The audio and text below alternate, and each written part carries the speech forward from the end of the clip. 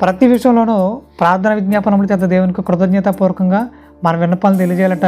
ఇక 7వ వచనం చెప్తే, అప్పుడు సమస్త జ్ఞానములకు మించిన దేవుని సమాధానము క్రీస్తు యేసు వలన మీ హృదయములకు మీ తలంపులకు కావలి ఉంటున్నట్టున్నాడు. అంటే ఎప్పుడైతే మన ప్రార్థన జీవితం కలిగి ఉంటామో దేవుని సమాధానం మనతో ఉంటుందట. దేవుని సమాధానం మనతో ఉంటుందట. అది మన హృదయానికి కావలి కాస్తుందట, మన తలంపులకు కావలి కాస్తుందట. అలా కావలి కాయాలంటే మనం నిరంతరం ఏం కలిగి ఉండాలి? ప్రార్థన విజ్ఞాపనలు కలిగి ఉండాలి. సో ఎప్పుడైతే ఇవి మిస్ అవుతాయి జీవితంలో, ఆటోమేటిక్గా మనం సాతాను సంబంధంగా మారిపోతాం.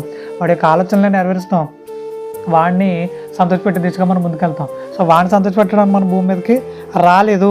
ఈ విషయం మనకు అర్థమైతే దేవుని సంతోషపెట్టడానికి మనం ఏం చేయాలి అని అంటే, మన మనసును బలంగా నిలుపుకోవాలి దేవుని మీద. ఎప్పుడైతే మనం ప్రార్థన అనే ప్రాకారంతో మన మనసును కట్టుకుంటామో దేవుని సమాధానం మనకు ప్రాకారంగా ఉంటుంది. ఎప్పుడైతే దేవుని సమాధానం మనకు కావాలిగా ఉంటుందో మనం ఎక్కడ దారి తప్పిపోయే పరిస్థితి ఉండదు. నమ్మకంగా దేవుని కోసం నిలబడగలుగుతాం, అనేకులకు ఆశీర్వాదకరంగా నిలబడగలుగుతాం. సో అలాంటి గొప్పదంత అన్నిటిలో మనం నిలబడాలి, అనేకులకు ఆశీర్వాదకరంగా కట్టబడాలి అని తెలియజేస్తూ నా మాటలు ముగిస్తూ ఉన్నాను. ప్రార్థన చేసుకో.